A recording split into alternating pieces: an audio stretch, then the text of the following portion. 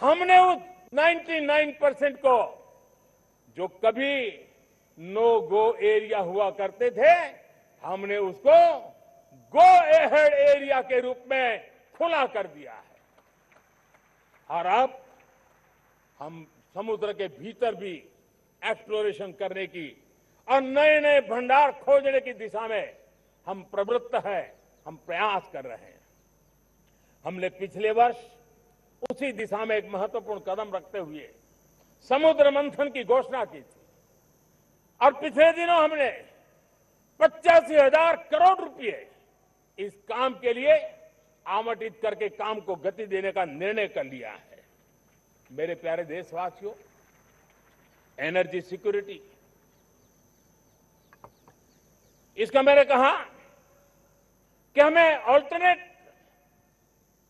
स्रोतों की तरफ भी पूरी शक्ति लगाना बहुत जरूरी है और इसलिए ऊर्जा का सही इस्तेमाल बढ़ाते हुए भारत इसी दिशा में आज तेजी से काम कर रहा है। 2014 से पहले, मतलब आज से 12 साल पहले, हमारे देश में सिर्फ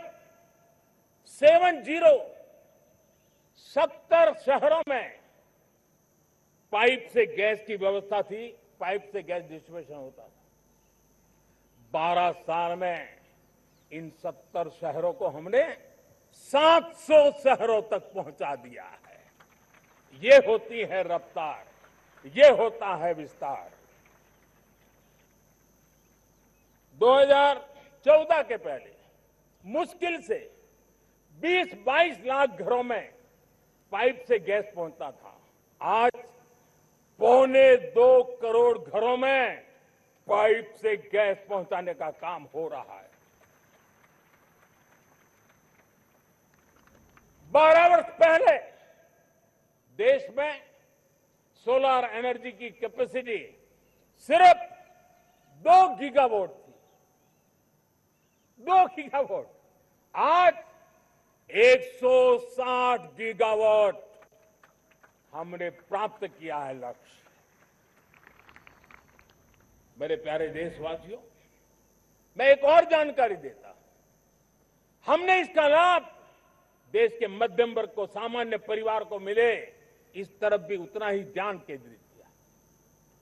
हमने पीएम सूर्यघर मुफ्त बिजली योजना चालू की और आज मुझे संतोष है कि इतने कम समय में 50 लाख घरों का सोलर एनर्जी का काम हम आंकड़ा पार कर चुके हैं। तेजी से चल रहा है और उसके कारण हजारों घरों का बिजली बिल 0 हो गया है। हजारों घर अपनी बिजली का उपयोग करने से अतिरिक्त बिजली आज बेच करके कमाई कर रहे हैं। हर परिवार को हम इस काम के लिए 80,000 रुपया सरकार की तरफ से एक एक परिवार को मदद दी जा रही है, तब जाकर के हम इस काम को पूरा कर रहे हैं। मेरे प्यारे देशवासियों, आपको जानकर के हैरानी होगी, ये जो हमारी रेलवे है उसका इलेक्ट्रिफिकेशन का काम हमारे देश में 1925 में शुरू हुआ था।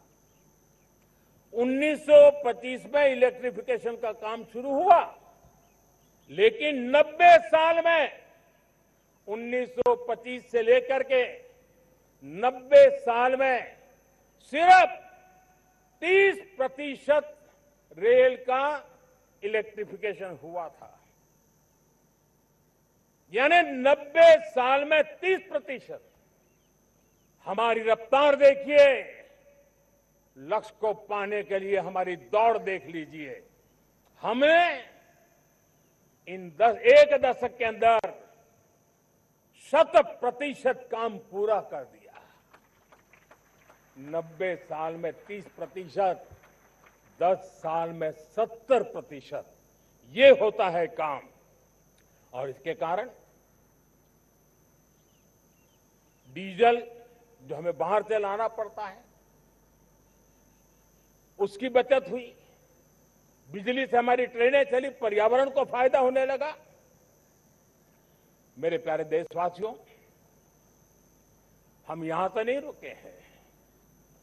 हम दुनिया के अंदर पीछे रहना नहीं चाहते। पिछले दिनों आपने खबर सुनी होगी, भारत ने ईंधन का नया क्षेत्र को भी छू लिया है। देश ने पहली हाइड्रोजन से चलने वाली ट्रेन शुरू कर दी है और मुझे खुशी है, ये सबसे लंबी ट्रेन है और सबसे ताकतवर ट्रेन है और दुनिया में हाइड्रोजन ट्रेन के क्षेत्र में भी भारत ने अपना झंडा गाड़ दिया है। प्यारे देशवासियों, पिछले 10-12 साल हम लगातार 2047 के लक्ष्य को पाने के लिए दौड़ रहे हैं। एक के बाद एक सोपान सिद्ध कर रहे हैं। हमने सोचा भी नहीं था कि हमें इसमें भी कुछ मुसीबतों का झेलना पड़ेगा। पिछले 10-12 वर्ष में कितने संकटों का सामना करना पड़ा। कोरोना जैसी वैश्विक महामारी ने पूरी दुनिया को चिंता में डाल दिया था। सारी व्यवस्थाएं चरमरा गई थी। कोरोना से बाहर निकले, युद्ध की विभीषा की खबरें आने लगी। कहीं यूक्रेन तो कहीं पश्चिम एशिया, हर जगह पे तनाव का माहौल। और पता नहीं भविष्यवेत्ताओं ने तो न जाने क्या क्या घोषणाएं कर दी थी। देश को डराना, देश को भयभीत रखना, देश को चिंतित रखना, इसी में कुछ लोगों को आनंद आता है। वैक्सीन नहीं मिलेगी, कोविड में लोग बचेंगे नहीं, कुछ भी नहीं होने वाला। वेस्ट एशिया का क्राइसिस आया, पेट्रोल पंप पे पेट्रोल नहीं मिलेगा, गैस नहीं मिलेगा, डीजल नहीं मिलेगा, फर्टिलाइजर नहीं मिलेगा। सारी दुनिया भर की अफवाहें फैला करके भारत के लोगों को भयभीत करने का, डराने का, चिंता के अंदर डुबो देने का कुछ लोगों को आनंद आ रहा था।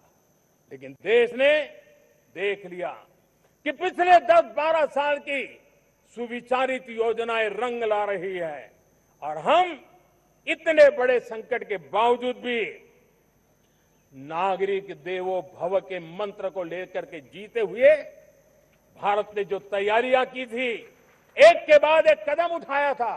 सोचा नहीं था कि संकट आएगा, लेकिन उस संकट के समय में ये सारी चीजें काम आ गई और आज देश में गैस भी है, पेट्रोल भी है, यूरिया भी है। हम अपनी ताकत के ऊपर खड़े हो रहे, चल रहे। मेरे प्यारे देशवासियों, दुनिया के इन संकटों का प्रभाव हर किसी पर हुआ, हम भी अछूते नहीं।